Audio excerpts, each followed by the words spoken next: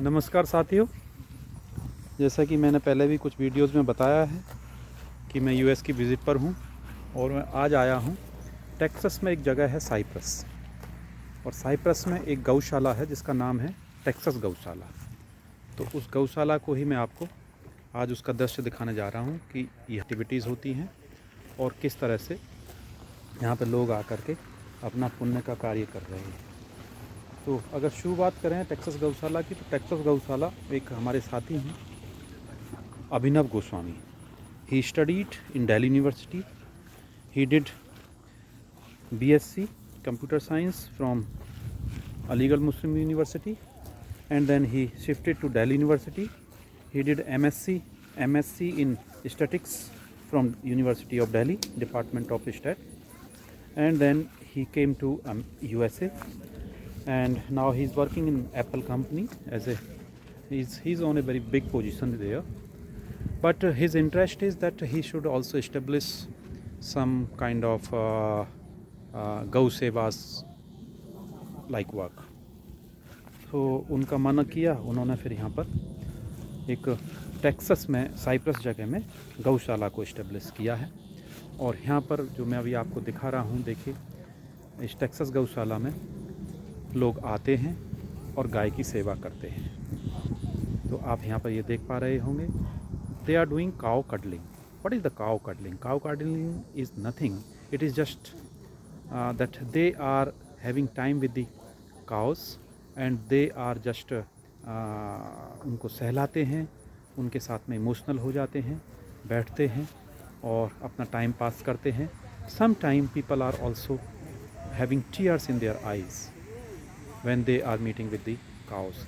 आधा पौना घंटे के बाद में जब वो देखते हैं उनको, तो उनको आंखों में यहाँ पर देखा हमने कि आंखों में आंसू आ जाते हैं, इतने इमोशनल हो जाते हैं। तो इस तरह से कुछ लोग काऊ के साथ में भोजन वगैरह उसको लेकर के आते हैं, उसको भी शेयर करते हैं। तो इस तरह से ये काऊ कडलिंग का प्रोग्राम यहाँ पर बहुत सक्सेसफुल चल रहा है इनका। ये दूर तक अगर आप देखेंगे तो ये सारे का सारा टेक्सास गौशाला का ही एरिया है, ये सारा टेक्सास गौशाला का एरिया है। सो ये एक बहुत ही विशिष्ट कार्य इन्होंने यहाँ पर आकर के किया है, और इस कार्य में इनके कुछ और साथी भी शामिल हैं। उन्होंने मिलजुल करके ये टोटल एरिया अगर आप देखेंगे तो 53 एकड़ का है, और 53 एकड़ को आप अगर बीघाज में मल्टीप्लाई करेंगे तो 200 बीघा से ऊपर ये जगह बनती है, जिसमें इन्होंने गौशाला का को इस्टेब्लिश किया हुआ है। तो ये सारे अंग्रेज़ साथी यहाँ पर आए हुए हैं और वो अपना काव कडलिंग कर रहे हैं। देखिए ये इस तरह से इसको ये सहलाते हैं। और दूसरी साइड में चलेंगे, बेसिकली ये सारे के सारे बुल हैं।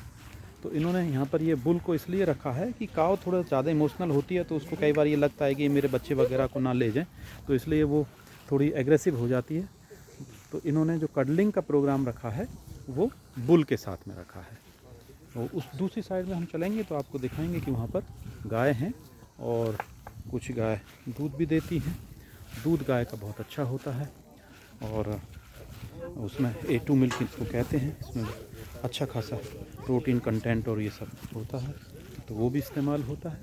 साथ साथ में दूसरी एक्टिविटीज़ में उसका जैसे कि यूरिन है, और इन्होंने बड़ा सेल्फ सस्टेनेबल सिस्टम इसको बनाया हुआ है। देखिए इंडियंस भी आए हुए हैं, ये सामने कोई हमारे इंडियन साथी हैं जो वो भी गौ सेवा के लिए आए हुए हैं यहाँ पर। मैं बता रहा था कि इन्होंने इसको बड़ा इकोसिस्टम को बहुत अच्छे से बनाया हुआ है।